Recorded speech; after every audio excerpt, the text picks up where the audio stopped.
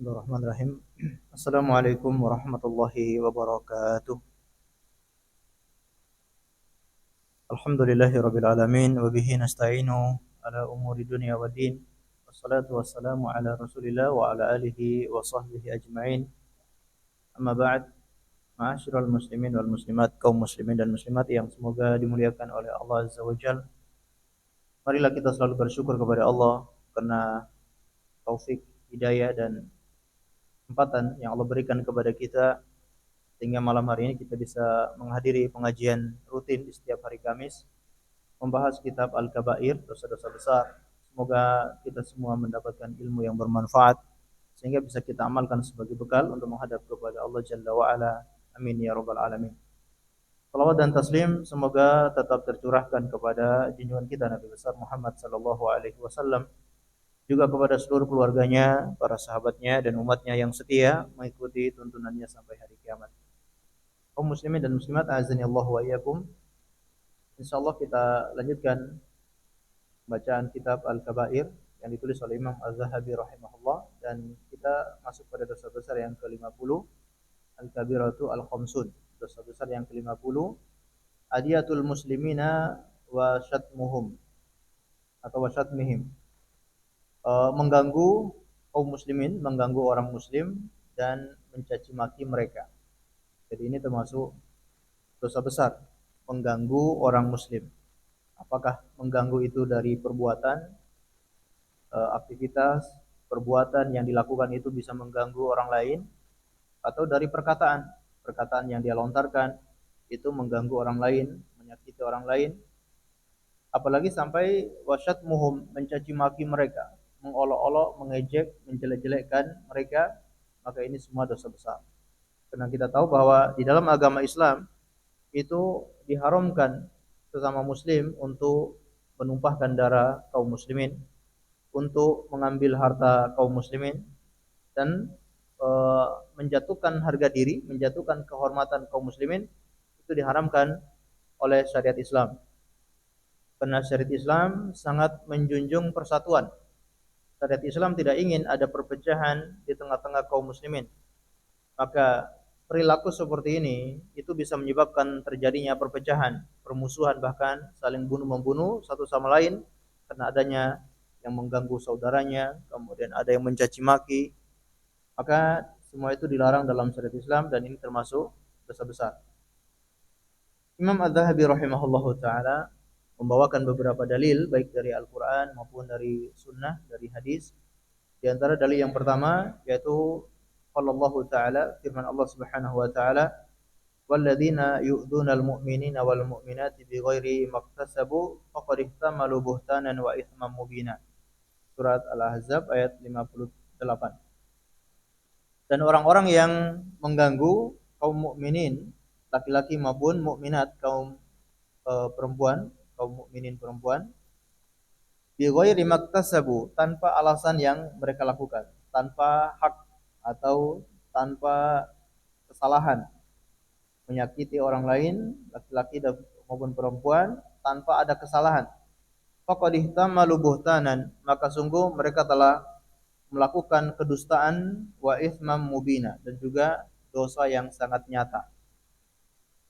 Jadi ini merupakan ancaman dari Allah Subhanahu wa taala, orang yang menyakiti orang lain, orang yang mengganggu baik kepada mukminin maupun mukminat, yang laki-laki maupun perempuan, ini merupakan dosa besar. Dan dia telah melakukan kedustaan yang nyata dan dosa yang sangat besar. Baik, dalam hidup ini kita selalu berusaha untuk jangan mengganggu orang lain. Kita selalu berusaha jangan mengganggu orang lain baik dengan lisan maupun dengan perbuatan. Karena kita tahu bahwa mengganggu orang lain itu dosanya sangat besar, bahkan tidak hanya di dunia, sampai di akhirat. Kalau tidak mendapatkan kehalalan dari orang yang kita ganggu, akibatnya sangat fatal. Bisa-bisa orang itu menuntut kepada kita nanti di hari kiamat. Kalau menuntutnya di dunia, kita masih berusaha untuk memenuhi tuntutan itu.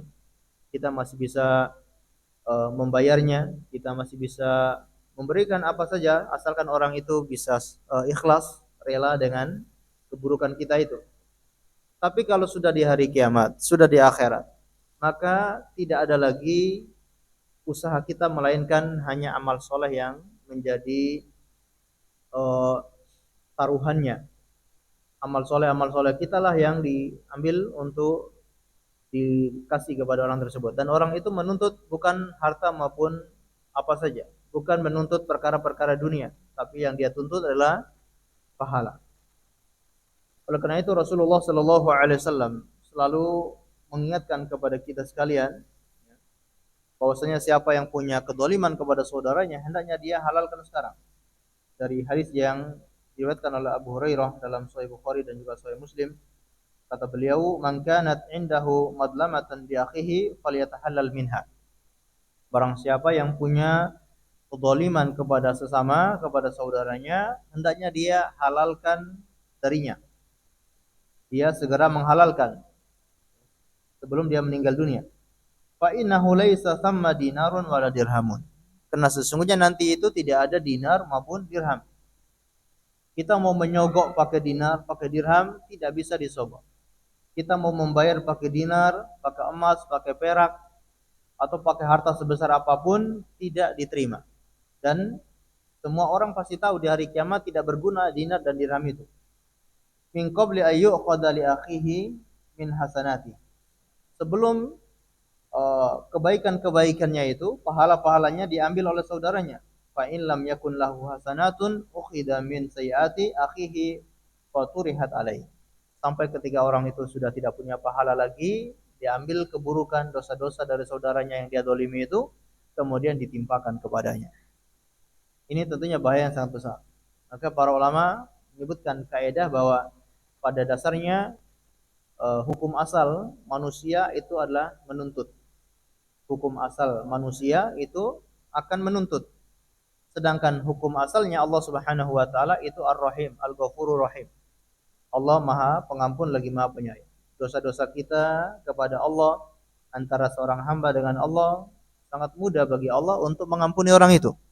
Sangat mudah bagi Allah untuk menghilangkan dosa-dosanya. Allah ampuni, bahkan Allah beri pahala yang besar. Itu kalau hubungan dia dengan Allah Subhanahu wa taala. Tapi kalau hubungan dosa-dosanya itu kepada sesama, maka hukum asalnya adalah manusia itu menuntut. Tidak gampang orang itu mau memaafkan. Di dunia ya, kita kasih harta, kita kasih hadiah yang banyak, itu pun belum tentu orang itu mau memaafkan. Apalagi di hari kiamat. Dari mana kita menjamin kalau orang yang kita dolim itu mau memaafkan kita? Apalagi di hari kiamat yang tidak ada dinar maupun dirham di sana. Ini sangat mengkhawatirkan. Rasulullah SAW juga mengatakan bahwasanya kedoliman itu ada 3 perkara. Dawawi nudulum salasa. Catatan kedoliman itu ada 3. Yang pertama kedoliman yang tidak akan diampuni oleh Allah Subhanahu wa taala. Az-zulmu la yaghfirullahu lah. Kedoliman yang tidak akan diampuni oleh Allah ini adalah kesyirikan. Kedoliman berupa kesyirikan ini memang tidak akan diampuni oleh Allah Subhanahu wa taala. Adapun yang kedua adalah kedzaliman alladzi la ya'bahu Allah, kedzaliman yang tidak dianggap. Jadi kedzaliman yang dibiarkan, dilewatkan saja oleh Allah Subhanahu wa taala.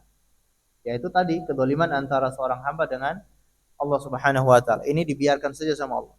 Allah mudah sekali untuk memaafkan. Adapun yang ketiga yaitu adzulmu la yatrukuhullah, kedzaliman yang tidak dibiarkan, tidak ditinggalkan oleh Allah Subhanahu wa taala. Inilah kedzaliman bainan nas. Kedzaliman sesama manusia ini tidak ditinggalkan oleh Allah. Pasti akan diadili. Semua hak-hak itu akan diberikan oleh Allah pada hari kiamat. La tu'addunnal huquqa yaumal qiyamah. La tu'addunnal huquqa inda ahliha yaumal qiyamah. Akan dikembalikan semua hak-hak pada hari kiamat. Sampai kambing yang tidak bertanduk akan dikembalikan haknya untuk membalas kambing yang bertanduk. Yang mungkin di dunia kambing yang bertanduk menyakiti kambing yang tidak bertanduk, itu pun akan dikembalikan haknya oleh Allah Subhanahu wa taala. Maka tentunya kita sangat hati-hati jangan sampai menimbulkan sakit hati bagi orang lain, melakukan kegiatan yang menyakiti orang lain, perkataan yang menyakiti orang lain, kita harus selalu waspada. Bahkan kata seorang ulama, yaitu Sufyan Ats-Tsauri rahimahullah mengatakan, la antalqallaha bisab'ina damban fima bainaka wa bainallah ahwanu antalqallaha bidambin wahid fima bainaka wa bainal ibad. Seandainya engkau bertemu dengan Allah membawa 70 dosa antara dirimu dengan Allah, itu lebih ringan daripada engkau bertemu kepada Allah membawa satu dosa antara dirimu dengan sesama manusia.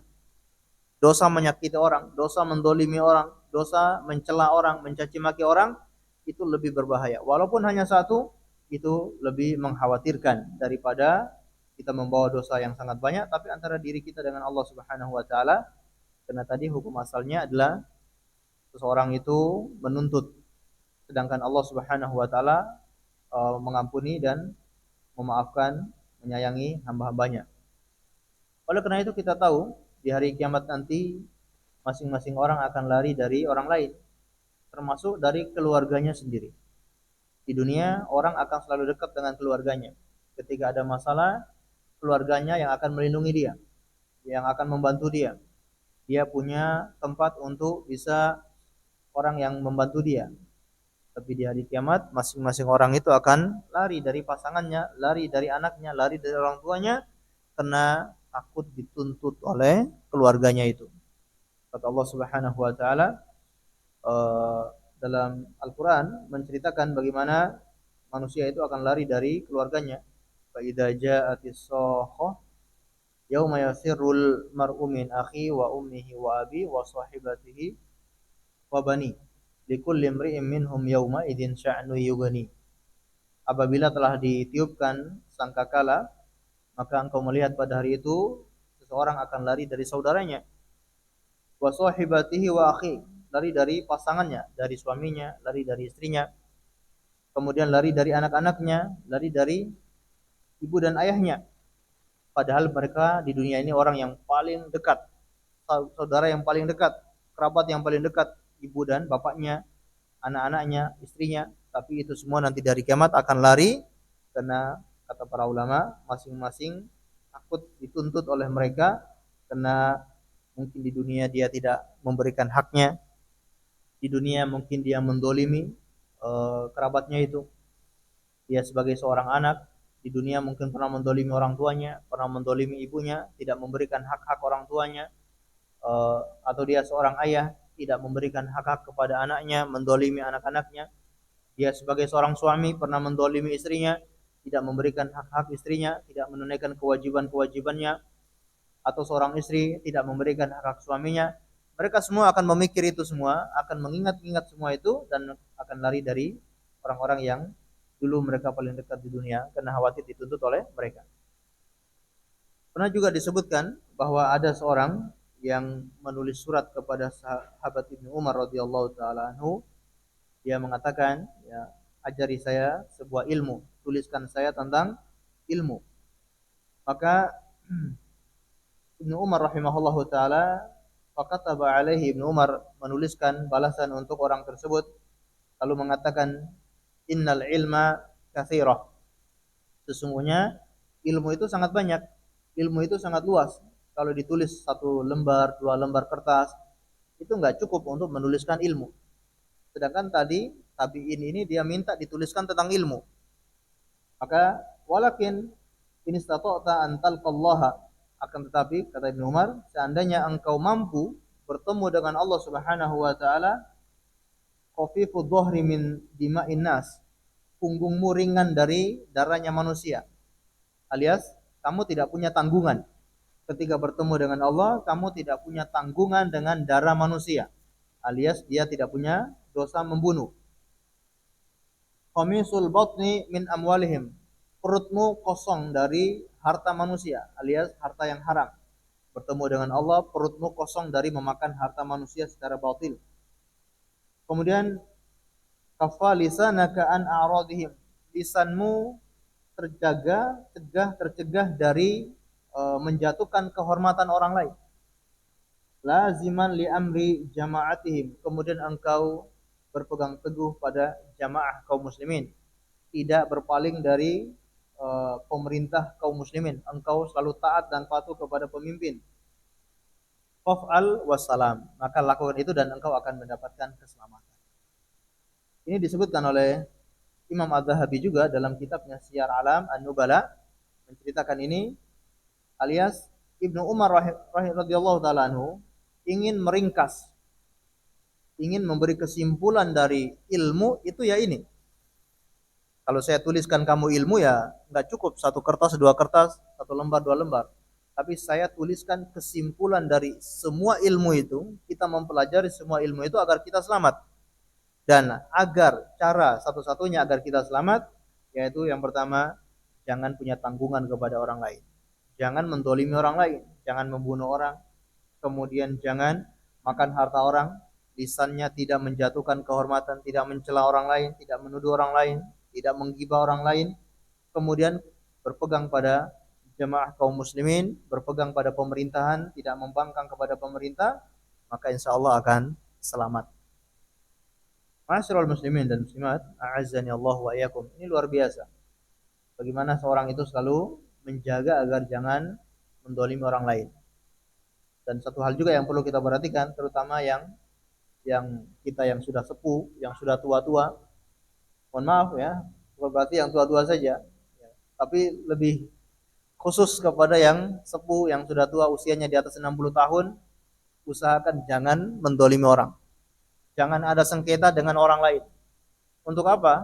Ya, kalau kita sengketa dengan orang lain, kemudian nanti di hari kiamat dituntut, walaupun punya pahala banyak, walaupun punya amalan soleh yang luar biasa, tapi kita punya kedoliman, nanti bisa habis, dituntut oleh orang tersebut, bisa jadi menjadi bangkrut. Rasulullah SAW pernah menyebutkan orang-orang yang bangkrut, tanya kepada para sahabatnya, atadruna manil muflis, tahukah kalian siapakah orang yang bangkrut itu? Para sahabat mengatakan yaitu orang yang tidak punya harta, tidak punya barang-barang, alias habis, barang dagangannya itu habis, itulah orang yang bangkrut. Barang dagangannya habis, nggak punya pemasukan, yaitu bangkrut. Modalnya juga habis. Tapi kata Rasulullah SAW, orang yang bangkrut adalah orang yang datang dengan pahala sholatnya, datang dengan pahala sedekahnya, datang dengan pahala puasanya, datang dengan pahala zakatnya, punya pahala yang sangat banyak, tapi laqad syatama hadza, dia mencaci maki orang ini. Laqad akhadha mali hadza, dia telah mengambil harta orang ini. Faqad daraba hadza, dia telah memukul orang ini. Maka ini semua pahalanya akan diambil oleh orang tersebut dan dosa-dosa orang itu akan dilimpahkan kepadanya. Ini bangkrut yang sebenarnya. Maka di penghujung hidup ini, tadi kita nasihatkan khususnya bagi yang tua-tua, di penghujung hidup ini jangan sampai kita menyakiti orang lain.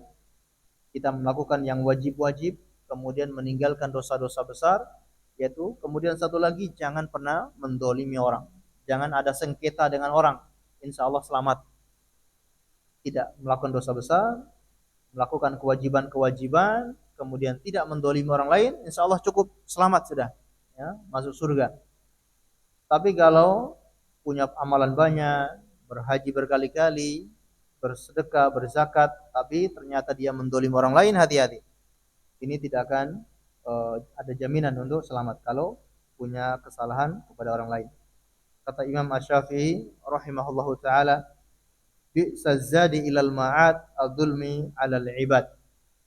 Seburuk-buruknya bekal menuju akhirat, bekal menuju akhirat yang paling buruk kata Imam Asy-Syafi'i, adzulmu 'alal ibad, yaitu berbuat zalim kepada manusia. Ini bekal yang terburuk. Ya, ini khususnya pada orang-orang tua ya. Kita punya bekal, termasuk kita semuanya. Kita mencari bekal sebanyak-banyaknya, namun ada bekal yang paling buruk, yaitu kalau ada kezaliman kepada orang lain. Kemudian ayat berikutnya Imam Az-Zahabi rahimahullah taala mulai memberikan beberapa contoh bentuk-bentuk kezaliman, ya, atau model-model kezaliman. Yaitu diantaranya firman Allah Subhanahu wa taala, wa qala ta'ala wala tajassasu wala yaktab ba'dukum ba'dha. Surat Al-Hujurat ayat 12. Jangan kalian saling tajassasu, mencari-cari kesalahan orang lain. Wala yaktab ba'dukum ba'dha, dan Dan juga jangan kalian saling menggibah, membicarakan aib sesama kalian. Dan ini diantara kedoliman, yaitu tajassus dan gibah. Bentuk kedoliman kepada manusia yaitu tajassus, mencari-cari kesalahan orang lain. Kita ini semuanya punya kesalahan. Kita semua punya aib. Kita punya keburukan-keburukan. Ada yang diketahui oleh orang lain, ada yang tidak diketahui oleh orang lain. Tapi kita semua yakin bahwa kita itu punya aib.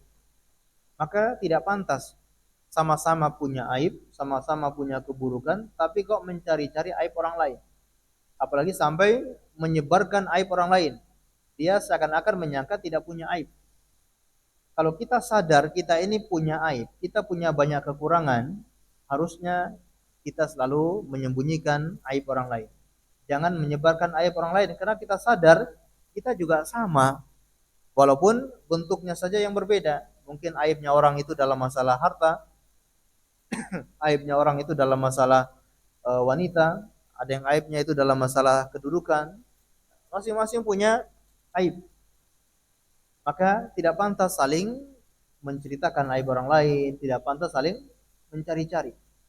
Seandainya Allah Subhanahu wa taala menutup mata kita dari melihat aib orang lain, kemudian menutup telinga kita tidak mendengar keburukan-keburukan orang lain, alhamdulillah.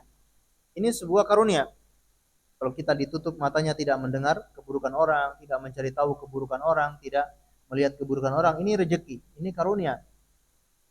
Tapi ternyata ada orang-orang yang sengaja mencari-cari keburukan orang lain, mencari-cari aib orang lain.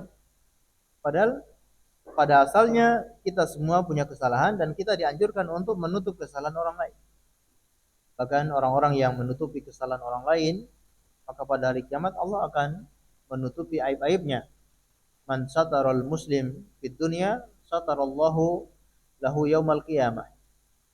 Atau masih banyak riwayat dalam masalah ini, man satara musliman satarallahu yaumal qiyamah, dan versi yang berbeda. Barang siapa yang menutup aib saudaranya di dunia, atau barang siapa yang menutup orang muslim di dunia, Allah akan menutup aibnya pada hari kiamat. Masya Allah. Al jaza'u min jinsil amal. Balasan sesuai dengan perbuatannya. Siapa yang menutupi aib orang lain, dia pun akan ditutupi aibnya oleh Allah Subhanahu wa taala. Bahkan dalam riwayat yang lain, fid dunya wal akhirah. Aibnya di dunia ditutupi, apalagi nanti di hari kiamat juga ditutupi oleh Allah Subhanahu wa taala. Tapi sebaliknya, barang siapa yang suka mencari-cari kesalahan orang lain, suka membongkar aib orang lain, maka suatu saat aibnya pun akan dibongkar oleh Allah Subhanahu wa taala. Ini yang perlu kita perhatikan, bahwa di antara kedoliman kepada orang lain adalah tajassus, yaitu mencari-cari kesalahan orang lain dan menceritakan kesalahan itu kepada orang lain. Seandainya memang betul dia punya aib, betul dia melakukan dosa tersebut, ya kita kewajibannya untuk menutupi. Kalau kita menceritakan ternyata itu tidak benar, maka jatuhnya kita telah memfitnah, dan itu juga dosa tersendiri. Memfitnah orang lain tanpa bukti, tidak sesuai kenyataannya, ini adalah fitnah, kezaliman. Tapi dia tahu betul-betul orang itu punya aib, orang itu melakukan dosa tersebut, lalu dia menyebutkan itu kepada orang lain, dia ceritakan, maka ini adalah ghibah yang diharamkan oleh Allah Subhanahu wa taala. Kemudian dalil yang lain, waqala ta'ala wailun likulli humazatil lumazah. Celakalah tiap-tiap orang yang mencela orang lain dengan lisannya maupun dengan perbuatannya. Ini juga bentuk kezaliman, yaitu mencaci maki, mencela orang, berkata-kata kasar kepada orang lain, mencaci maki orang lain, melaknat orang lain. Ini semua adalah wailun, kata Allah Subhanahu wa taala. Jadi ada dua surat dalam Al-Quran yang awalnya dengan kata-kata wailun. Dua surat ini diawali oleh Allah dengan kalimat wailun. Nah, semua ini, dua surat ini yang diawali dengan wailun, itu berkenaan dengan dosa kepada sesama manusia. Dosa kepada sesama manusia, Allah Subhanahu wa taala awali dengan kalimat wailun. Wailun itu bisa bermakna kecelakaan, bisa bermakna neraka wail. Jadi ancaman bagi orang-orang seperti ini adalah neraka wail, akan dimasukkan dalam neraka wail. Disebutkan oleh Ibnu Abbas, apa itu neraka wail? Yaitu neraka yang di situ lembah yang ada di neraka, dan disitulah tempat nanah dan darahnya penghuni neraka. Penghuni neraka dipanggang, kemudian mengeluarkan cairan, mengeluarkan nanah, mengeluarkan darah, dan itu mengalir dan ditampung di dalam neraka wail, lembah di dalam neraka. Baik, ini ancaman bagi orang-orang yang punya kesalahan kepada orang lain. Wail yang pertama yaitu dalam surat Al-Mutaffifin. Kata Allah Subhanahu wa taala, wailun lil mutaffifin. Neraka wail atau kecelakaan, kebinasaan bagi al-mutaffifin, orang-orang yang mengurangi takaran. Mengurangi takaran timbangan atau mengurangi takaran volume. Seharusnya 1 liter, ya dia kurangi tidak sampai 1 liter. Seharusnya isi BBM itu misalkan 100 atau 10 liter atau 20 liter, ternyata di setting sehingga berkurang. Harusnya 10 liter, ini berkurang dari 10 liter. Nah, ini ancaman yang mengurangi volume. Ataupun takaran timbangan, harusnya ditimbang 1 kilo, 2 kilo, tapi ini dikurangi tidak sampai 1 kilo. Mungkin dikasih pemberat di tempat timbangannya supaya bisa kurang beberapa ons. Padahal ini hanya berkurang sedikit saja, ya. Mungkin cuma 1 ons, mungkin cuma 2 ons, tapi ancamannya adalah wailun. Celakalah bagi orang-orang yang mengurangi takaran timbang. Ini berkenaan dosa dengan manusia, karena hak orang lain dia kurangi. Ini dosa kepada manusia, ancamannya berat. Kemudian yang kedua yaitu wailul likulli humazatil lumayyah.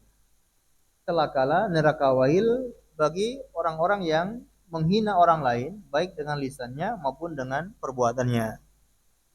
Kalau menghina orang lain dengan lisan, jelas ya, dia menghina orang tersebut, menghina sekaligus dengan orang tuanya, menghina dengan latar belakangnya, menghina orang kiri, orang miskin, orang macam-macam hinaan dia berikan kepada orang lain. Atau menghina dengan perbuatan, dia dari pandangan matanya, ya, dia merendahkan orang lain dengan lirikan matanya atau dengan gerakan badan yang meniru orang lain tersebut. Mungkin ada orang punya kekurangan, orang itu mungkin dari fisiknya ada yang cacat, kemudian orang itu meniru-niru untuk mengejek orang itu, meniru, matanya mungkin buta sebelah, dia meniru, kemudian tangannya mungkin ada yang tidak normal, dia tiru, cara berjalannya orang yang tidak normal, kemudian dia tiru. Nah, ini semua adalah bentuk menghina orang lain dengan perbuatan, dan ini ancamannya adalah wailun, yaitu neraka wail. Nah, ini termasuk dolim, ya, menghina orang lain termasuk kedoliman. Baik, orang-orang yang menghina orang lain, dia mencela orang lain, itu biasanya karena ada kesombongan, ada keangkuhan dalam dirinya, sehingga dia berani untuk menghina orang. Dia merasa punya kelebihan, padahal sejatinya Allah Subhanahu wa taala memberi kita kelebihan itu bukan untuk ajang sombongan, bukan untuk ajang membangga-banggakan, untuk ajang sombong-sombongan, tapi untuk kita syukuri. Allah kasih kesempurnaan fisik, Allah kasih ketampanan, Allah kasih kecantikan, Allah kasih harta, Allah kasih kelapangan rezeki, Allah kasih kemudahan. Itu semua termasuk kecerdasan. Itu semua bukan untuk ajang sombong-sombongan, untuk bangga-banggaan, bukan. Itu semua tujuannya satu, untuk disyukuri. Nah, orang yang menghina orang lain, ada dalam hatinya, ada dalam dirinya kesombongan, maka ancamannya sangat keras bagi orang-orang yang seperti itu. Orang yang punya kesombongan, keangkuhan dalam hatinya, tidak akan dimasukkan dalam surga oleh Allah Subhanahu wa taala. Pernah kita bahas bahwa kesombongan, keangkuhan itu adalah pakaiannya Allah Subhanahu wa taala. Dalam hadis qudsi kata Allah Subhanahu wa taala, al-kibaru siyabi atau ridai. Kesombongan, keangkuhan itu adalah pakaian saya, selendang saya. Barang siapa yang melepasnya, barang siapa yang ikut-ikutan mengambil itu atau memakai itu, maka akan aku timpakan, akan aku lemparkan dalam api neraka, kata Allah Subhanahu wa taala dalam hadis qudsi. Bahkan sedikit saja rasa sombong dalam hati seseorang tidak akan masuk surga. Kata Rasulullah sallallahu alaihi wasallam, la yadkhulul jannah man kana fi qalbihi mithqala dzarratin min kibr. Tidak akan masuk surga siapa yang di dalam hatinya ada mithqala dzarratin, sedikit sekali, seperti semut hitam atau seperti biji yang paling kecil, ya, dari kesombongan. Sombong yang kecil saja, yang sedikit saja, ancamannya sudah tidak bisa masuk surga, apalagi kesombongan yang besar. Ini perlu kita hati-hati ketika ada perasaan seperti itu, maka perlu kita rubah sifat-sifat sombong, keangkuhan, ini perlu kita hilangkan, berusaha dihilangkan. Dan namanya sifat-sifat buruk itu bukan bawaan. Semua itu bisa dihilangkan, semua itu bisa diatasi, bisa diperbaiki. Jangan seorang berdalil atau berdalih, ini kan sudah bawaan. Saya sudah bawaannya sombong, saya sudah bawaannya angkuh. Nah, ini tidak benar. Bisa dihilangkan. Baik. Kemudian beliau membawakan beberapa dalil dari hadis Nabi sallallahu alaihi wasallam. Wa qala Nabi sallallahu alaihi wasallam, dan Nabi sallallahu alaihi wasallam bersabda, "Inna syarran nasi manzilatan 'indallah man wada'ahu an-nasa ittiqa'a fahsyahu." Sesungguhnya seburuk-buruk kedudukan seseorang di sisi Allah pada hari kiamat, seburuk-buruk seseorang kedudukannya di sisi Allah pada hari kiamat, man wada'ahun nas, yaitu orang yang ditinggalkan oleh manusia, ittiqa'a fahsyahu, karena takut dengan kekejiannya. Ittiqa'a fahsyahu, kekejian di sini maksudnya kekejian berupa lisan, keburukan dari lisannya.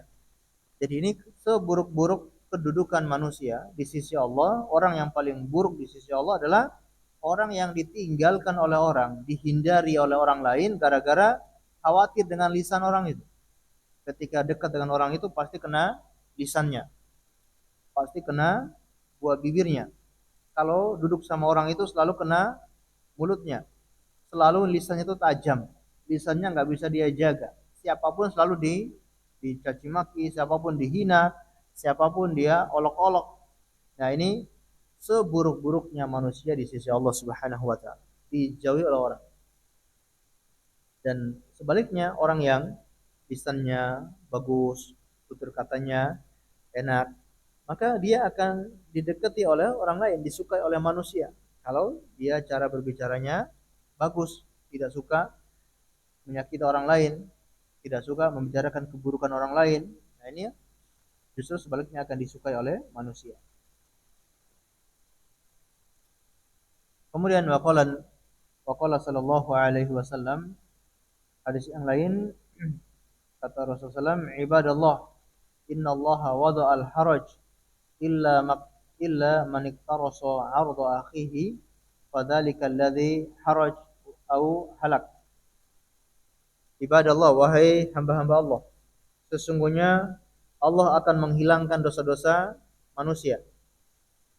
Jadi jaminan Allah Subhanahu wa taala akan menghapus dosa-dosa manusia. Maksudnya ini sesama muslim, dosa-dosa orang Islam. Illa man iktarasa 'arda akhihi, kecuali orang-orang yang melanggar harga diri orang lain, yaitu dia yang menjatuhkan harga diri orang lain. Fadzakal ladzi haraj, itulah orang-orang yang berdosa, orang-orang yang dosanya tidak diampuni. Au halak, atau orang-orang yang binasa. Ya Rabb, ini peringatan yang sangat keras kita sebagai orang muslim itu punya jaminan mendapatkan ampunan dari Allah Subhanahu wa taala. Dosa-dosanya akan mudah sekali diampuni oleh Allah Subhanahu wa taala.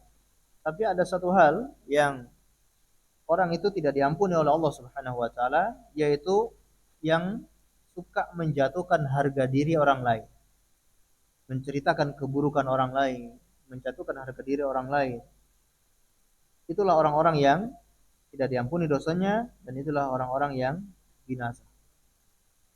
Qala sallallahu alaihi wasallam, Nabi sallallahu alaihi wasallam juga bersabda, kullul muslim 'alal muslim haramun, irduhu wa maluhu wa damuhu.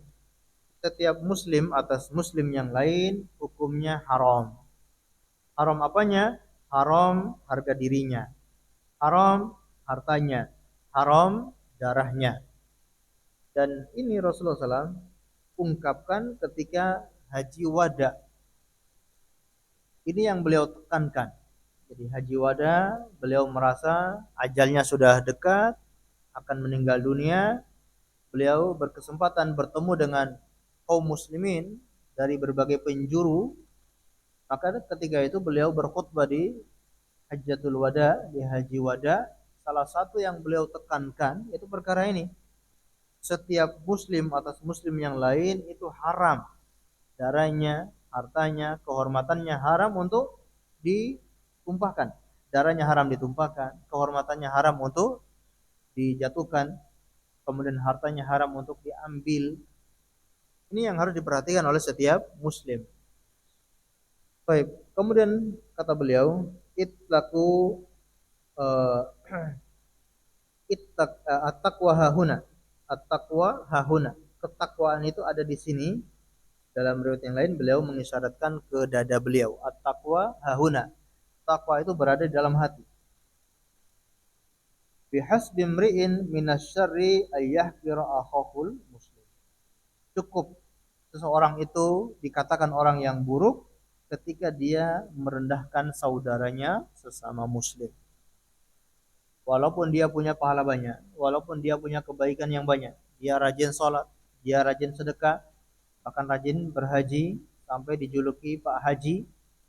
Walaupun demikian, dia tetap dikatakan orang yang buruk kalau dia merendahkan saudaranya sama muslim. Waqala sallallahu alaihi wasallam, Nabi SAW juga bersabda, al-muslim akhul muslim. Seorang muslim itu saudaranya sama muslim, saling bersaudara. La yadlimuhu wa la yaqtuluhu wa la yahqiruhu. Maka tidak boleh dia menyakitinya, dia mendoliminya, dia mencelahnya, wa la yahqiruhu, dia merendahkannya. Bihas bimri'in muslimin, bihas bimri'in minasyarri ayahqira akhul muslim. Cukup seseorang itu dikatakan orang yang buruk, mendapatkan keburukan kalau dia merendahkan saudaranya sama muslim. Kalau kita sendiri tidak mau kehormatannya direndahkan, kita tidak mau hartanya diambil, tidak mau keburukannya disebar oleh orang lain, maka begitupun orang lain. Sesama muslim itu saudara, bahkan sesama muslim itu bagaikan satu tubuh. Satu tubuh berarti bagaikan diri kita sendiri. Bahkan kata Rasulullah SAW, la yu'minu ahadukum hatta yuhibba li akhihi ma yuhibbu li nafsihi. Tidak akan beriman seseorang sampai dia mencintai saudaranya sebagaimana dia mencintai dirinya sendiri. Anggapan kita kepada saudara sama muslim yaitu anggapan kita seperti diri kita sendiri. Maka kalau kita tidak mau didolimi, kita tidak mau direndahkan, tidak mau aib-aibnya diumbar oleh orang lain, begitupun orang lain jangan kita dolimi, jangan kita rendahkan, jangan kita sebarkan keburukan-keburukan orang lain. Waqala Allah Ta'ala, Allah Subhanahu wa taala juga berfirman, innal ladzina yuhibbuna an tasyi'al fahisyah fil ladzina amanu lahum 'adzabun alim fid dunya wal akhirah. Surat An-Nur ayat 19. Sesungguhnya orang-orang yang menyukai untuk menyebarkan kekejian, pengennya kekejian itu menyebar, fil ladzina amanu, kepada orang-orang yang beriman, lahum adzabun alim, maka bagi mereka azab yang pedih di dunia wal akhirah, di dunia maupun di akhirat. Kalau ada orang-orang yang pengen menyebarkan kekejian kepada kaum muslimin, pengen kekejian tersebar di tengah-tengah kaum muslimin, ada orang yang salah, dia sebarkan keburukannya biar jadi heboh, biar jadi viral. Nah, kalau ada orang yang senang seperti itu, ancamannya lahum adzabun alimun fid dunya wal akhirah. Ancamannya akan mendapatkan azab yang pedih di dunia maupun di akhirat. Ini berbahaya. Apalagi kita hidup di zaman yang penuh dengan mudah sekali orang itu menyebarkan aib orang.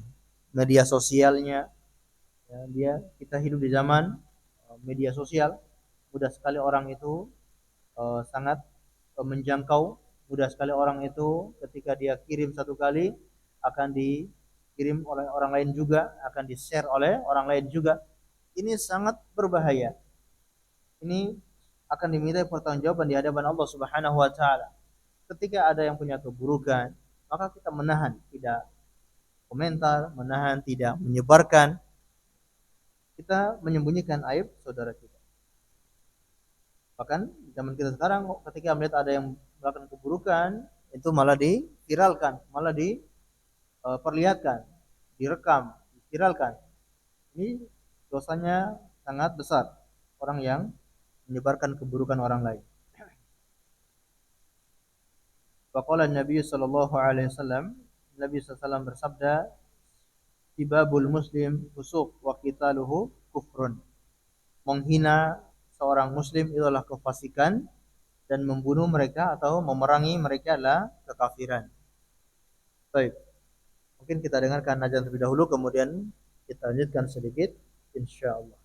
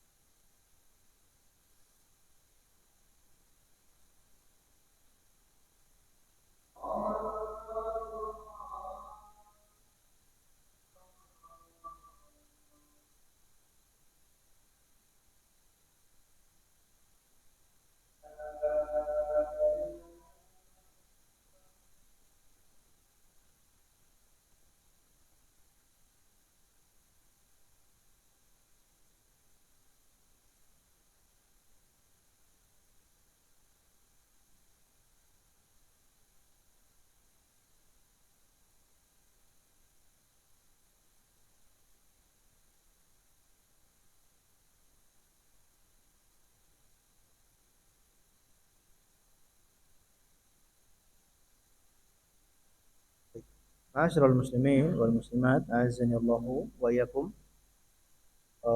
Hadis terakhir yang kita bacakan yaitu sibabul muslim fusuq wa qitaluhu kufrun. Menghina sesama muslim adalah fusuk, kefasikan. Kefasikan itu dosa besar. Orang yang dijuluki orang fasik berarti dia yang telah berbuat dosa besar. Maka sibabul muslim fusuk, menghina kaum muslimin, menghina orang Islam itu fasik, itu dosa besar dan ancamannya sangat berbahaya. Tadi yang kita bacakan dari atas, kecelakaan, wail, neraka wail, ataupun banyak sekali ancaman-ancaman bagi orang-orang yang menghina orang lain, terutama kaum muslimin. Wa qitaluhu kufrun, dan membunuh kaum muslimin adalah kekafiran. Ini juga merupakan ancaman yang besar dari Nabi Shallallahu Alaihi Wasallam kepada orang yang menyakiti kaum muslimin. Baik, maka cukup sekian ya yang bisa kita sampaikan. Masih banyak dalil-dalil yang dibawakan oleh Imam Az-Zahabi tentang contoh-contoh kezaliman atau gangguan kepada orang lain. Namun akan kita bacakan di pertemuan akan datang. Namun kesimpulannya yaitu selalu kita menjaga lisan. Jadi poin pertama ini yaitu jangan menyakiti orang lain dengan lisan. Selalu menjaga lisan, jangan sampai lisan yang ucapan yang kita lontarkan itu menyakiti orang lain. Menghina, menghibah, karena itu dosa besar. Termasuk melaknat. Karena sifat seorang muslim itu mengatakan perkataan yang salama, mengatakan perkataan yang selamat, perkataan yang sejuk, perkataan yang menyenangkan. Itu jati diri, ciri khas seorang muslim. Bahkan kepada orang kafir sekalipun kita diajari untuk berkata yang baik. Jangan melaknat, jangan menghina. Suatu ketika ada orang Yahudi yang lewat di depan rumah Rasulullah SAW, kemudian mengatakan Assalamualaikum ya Muhammad, atau Assalamu alaika ya Muhammad. Assamu mirip-mirip ya. Biasanya itu kita ucapkan assalamu, ini mereka pakai assamu, yaitu artinya kematian atau kebinasaan bagimu wahai Muhammad. Maka Rasulullah menjawab perkataan mereka dengan waalaikum, ya kalian juga gitu ya. Bahkan kalian lebih pantas untuk celaka. Nah itu cuma seperti itu jawaban Nabi SAW. Namun berbeda dengan Ibunda Aisyah. Ketika mendengar ucapan seperti itu, namanya wanita ya, ketika suaminya dihina, wah, mencak-mencak, langsung membalas ucapan Yahudi itu dengan wassalamu alaikum la'natullahi alaikum wa ghadiballahu alaikum. Tambah lagi, kecelakaan atas kalian, laknat Allah atas kalian, kemurkaan Allah atas kalian. Dan ucapan Ibunda Aisyah ini benar. Karena orang-orang Yahudi itu ya kebinasan atas mereka, mereka dilaknat oleh Allah, Allah murka kepada mereka. Itu benar ucapan Ibunda Aisyah. Tapi dilarang oleh Nabi Shallallahu Alaihi Wasallam. Jangan begitu wahai Aisyah. Rasulullah mencegah Ibunda Aisyah yang mengucapkan perkataan-perkataan yang kasar kepada orang-orang Yahudi. Beliau menasihati Ibunda Aisyah untuk berkata yang baik, untuk berkata yang terpuji. Beliau mengajari kalau ingin membalas ucapan orang-orang Yahudi itu cukup mengucapkan waalaikum. Kemudian beliau menasihati inna rifqa fa innahu la yakunu fi syai'in illa zanah. Sesungguhnya kelembutan itu tidaklah berada pada seseorang kecuali akan menghiasi orang itu. Tidaklah kelembutan berada di suatu tempat kecuali dia akan menghiasi tempat itu. Dan tidaklah kelembutan itu kalau dicabut dari orang tersebut maka akan membuat orang itu menjadi buruk. Kalau tidak punya kelembutan, tidak punya perasaan rahmah, perasaan kasih sayang, maka ini ciri-ciri orang yang buruk kata Nabi Shallallahu Alaihi Wasallam. Ini contoh bagi kita bagaimana agama kita itu mengajarkan untuk berkata yang baik, berkata yang lemah lembut, perkataan yang terpuji. Karena setiap yang kita ucapkan itu akan dimintai pertanggungjawaban di hadapan Allah Subhanahu wa taala. Sahabat Muad bin Jabal pernah bertanya kepada Nabi sallallahu alaihi wasallam, "Ya wahai Rasulullah, amalan apa yang bisa memasukkan saya ke surga?" Salah satu yang dinasihatkan oleh Rasulullah SAW adalah kufu anka hada. Beliau menarik lisannya, kemudian jaga ini, jaga lisan, jaga lidah. Kemudian Muad bin Jabal mengatakan, wahai Rasulullah, uh, wahai Rasulullah, inna al-mu'akhadatun bima natakallamu bih. Apakah kita itu akan dihukum, akan disiksa karena apa yang kita ucapkan? Qala faqulat ka ummuk ya Mu'ad. Wa hal yukabbun nasu fin nari ala wujuhim au ala manakhirihim illa hasaidu alsinatihim. Tidaklah orang itu dilemparkan ke dalam api neraka, diseret ke api neraka dengan wajah mereka, melainkan atas ucapan yang mereka ucapkan dari lisan mereka. Jadi sangat berbahaya. Lisan ini tidak bertulang, sangat ringan, tapi ternyata banyak menjerumuskan orang ke dalam api neraka. Terutama bagi wanita, bagi ibu-ibu, selalu menjaga lisannya. Karena yang paling sulit menjaga lisan itu adalah para perempuan, para wanita. Maka lebih ekstra menjaga lisannya, jangan sampai menyakiti orang lain. Allahu a'lam bishawab. Barangkali cukup sekian yang bisa kita sampaikan. Insyaallah kita lanjutkan pertemuan akan datang, masih membahas dosa yang ke-50, yaitu mengganggu kaum muslimin dan mencaci maki mereka. Allahu a'lam bishawab. Sebelum kita akhiri, barangkali mungkin ada yang ditanyakan atau ada yang kurang jelas.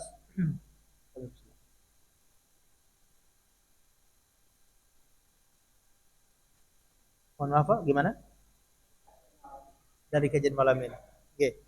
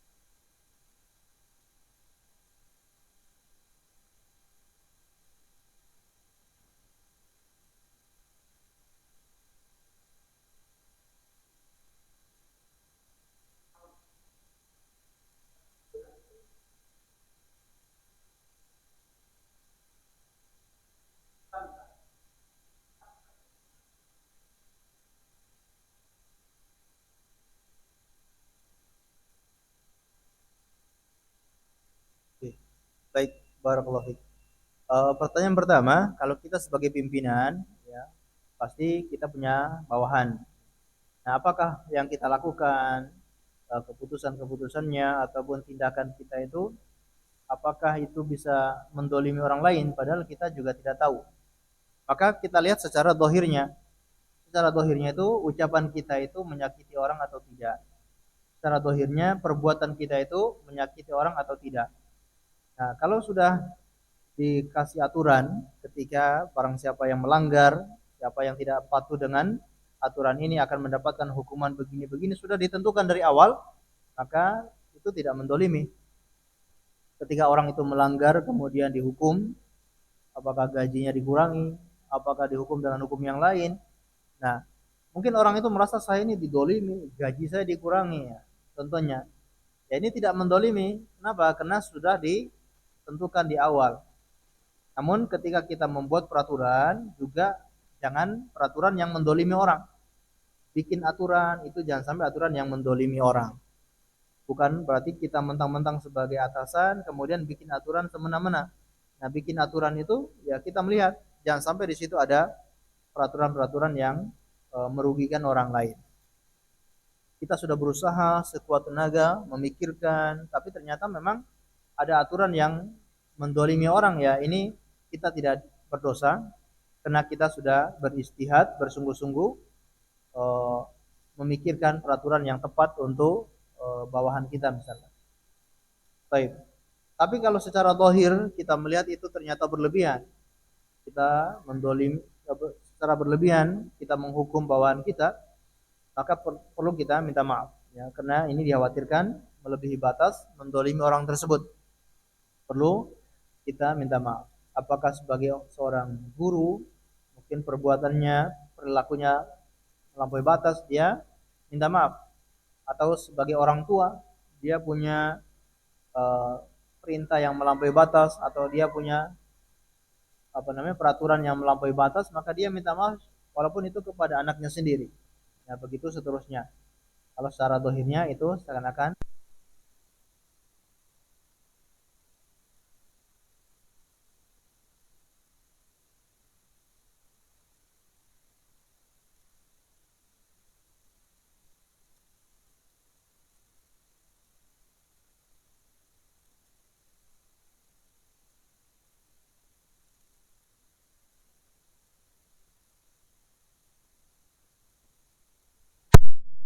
ya untuk memasang bendera, dan tidak ada kaitannya memasang bendera dengan menyembah bendera ya, sama sekali tidak ada kaitannya ya. Termasuk menghormat bendera tidak ada kaitannya dengan mengagungkan atau mendewakan atau mentuhankan bendera, tidak ada kaitannya sama sekali. Bendera itu adalah sebuah simbol. Kalau itu ada negara Indonesia, simbolnya bendera merah putih. Masing-masing negara punya simbol. Nah, simbol kita itu bendera merah putih. Maka tidak masalah seorang itu dia menampakkan simbol negaranya. Jadi bukan mengagungkan, tapi kita menampakkan.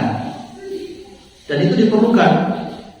Jadi bukti kalau kita itu patriot, bukti kalau kita itu cinta kepada tanah air kita, ya kita tampakkan ciri khas negara saya ini. Justru ketika ada orang yang tidak mau menampakkan ciri khas negaranya, ini dipertanyakan. Kira-kira dia ini cinta atau enggak sama negaranya? Dan kita disunahkan untuk mencintai negara tanah air kita. Hukumnya sunnah. Dalilnya bukan hubul watan minal iman, ini hadis palsu ya. Bukan itu dalilnya.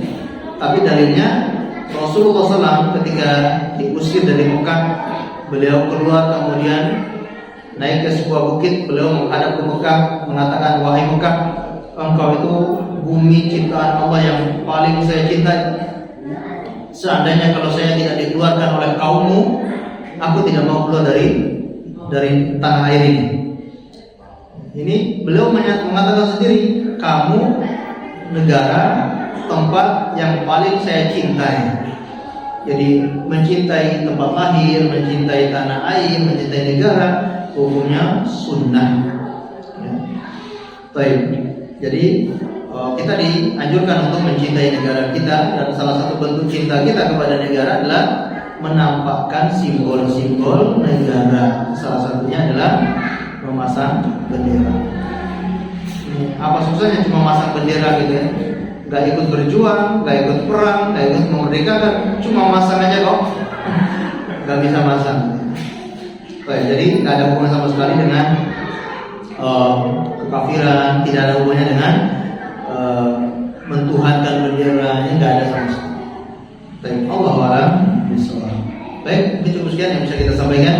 Kita akhiri dengan membaca doa kafaratul majelis. Subhanallahumma wa bihamdika, asyhadu an la ilaha illa anta, astaghfiruka wa atubu ilaik. Wassallallahu ala nabiyyina Muhammad wa ala alihi wasallam. Terima kasih atas segala perhatiannya. Mohon maaf atas segala kekurangannya. Assalamualaikum warahmatullahi wabarakatuh.